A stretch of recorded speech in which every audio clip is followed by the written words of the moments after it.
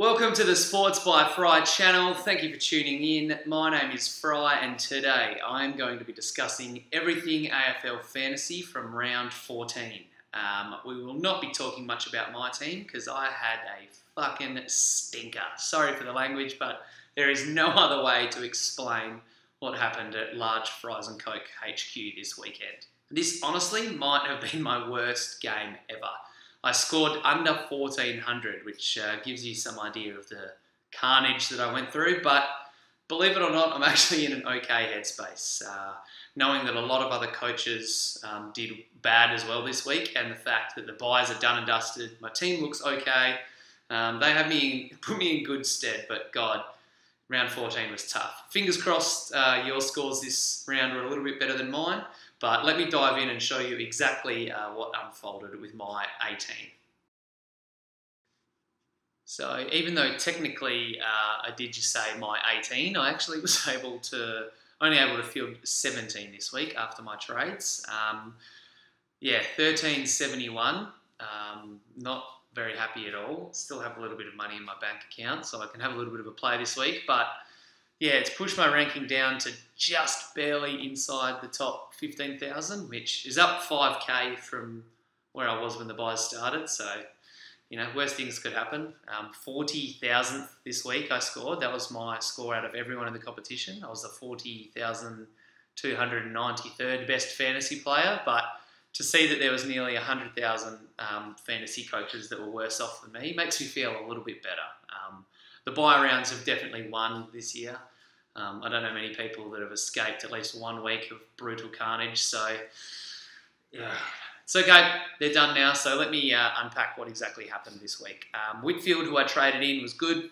Had a 93 for me, so I'm pretty happy with that. I had a lot of my defenders out, so, you know, what are you going to do? Elliot Yeo was awesome. Tom Mitchell, who was my captain, was not. A lot of people were burnt by that. We thought we were in for fireworks down in Tassie, but wasn't meant to be. Zach Merritt was good. Robbie Gray is definitely on the chopping block after another 60. Pretty shithouse effort there. Guelphy, it might be time to go. Ahern probably still has a few more weeks growth in him, and Sidebottom was good as well. Disappointing from Steph Mutton. I brought him in and he only scored a 67 for me.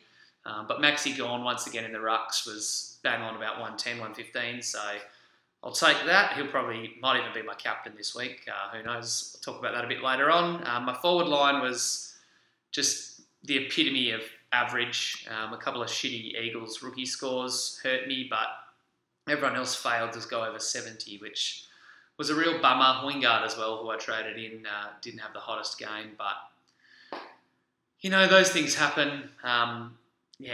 Spewing. That was a really, really bad week at the office, 1371, but it's okay. Things are looking up. We're back to fielding a full 22, and I've got a little bit of money to play with for my trades this week, so could be worse. Not much worse, but it definitely could be worse. Enough of my team. Let's dig into some positives. Let's start talking some good stuff. There were actually players out there who did have good weekends. None of them were on my team, but if you were one of the people who made the investment in Josh Kelly this week, you got immediate rewards. He dropped a massive 138 against the Lions, one of the better scores this round. And look, at the moment, he almost is a must-have. So if you got him last week, kudos. It'd be nice to have him in your side. He's someone who's definitely on my radar. And if he's not in your team, then look at getting him in ASAP. Someone who might not be in your teams anymore, you might have started the year with him, but Jaeger O'Meara has Jaeger or Jaeger? Jaeger, I thought so.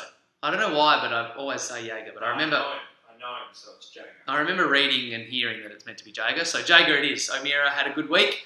Dropped to 120 on us, which was nice to see for those few of you who might still have him in your side. Look, at under 650 grand, you could definitely spend your money worse, so yeah, he's not on my radar. It's probably a bit of it too risky for me, but yeah, worth keeping an eye on. If he keeps up these scores, he could be an awesome, unique type of dude. Last, but definitely not least, there's nothing unique about Cade Simpson. He's in over 30% of teams.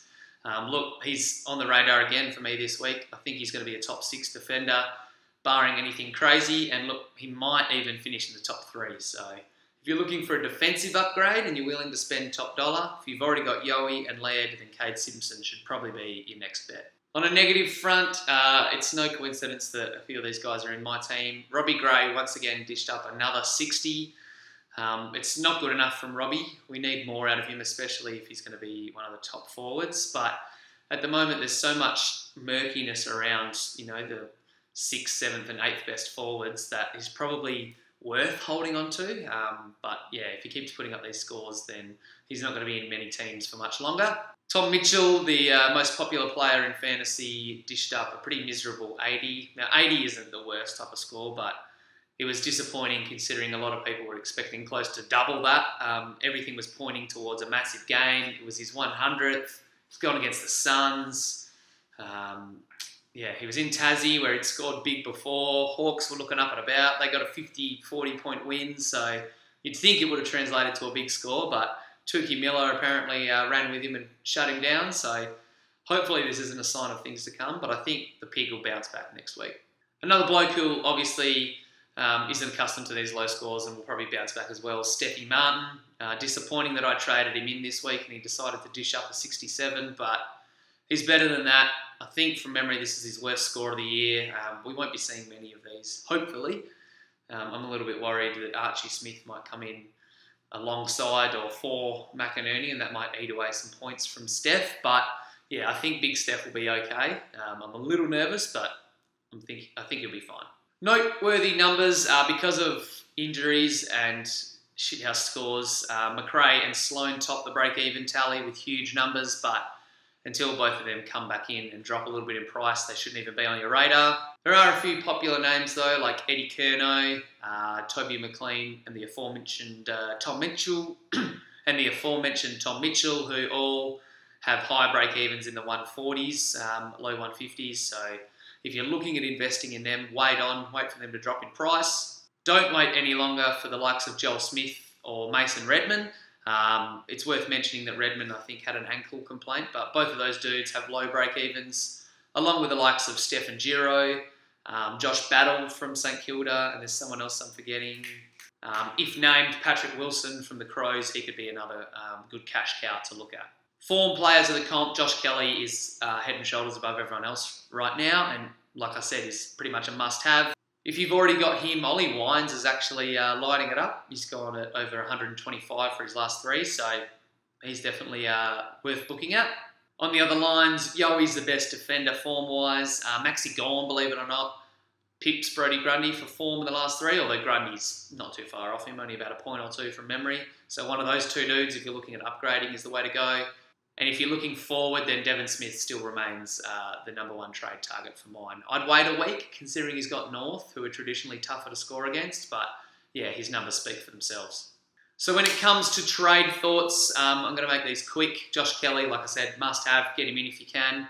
Ollie Wines is also on the radar, and Clayton Oliver is another, lesser known name who I like the looks of. When it comes to trading in forwards and defenders this week, I really like the looks of a couple of value picks. Michael Walters is back from his bye and suspension and should be pretty good against the Lions. And for defence, you could look at Michael Hurley, who looks like he's put those injury issues aside and looks like he could be a top 6 defender for the run home.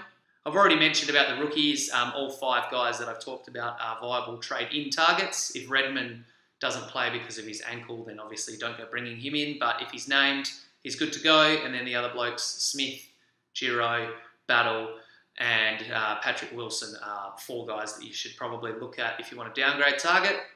Get out, Robbie Gray, Stephen Cornelio as well.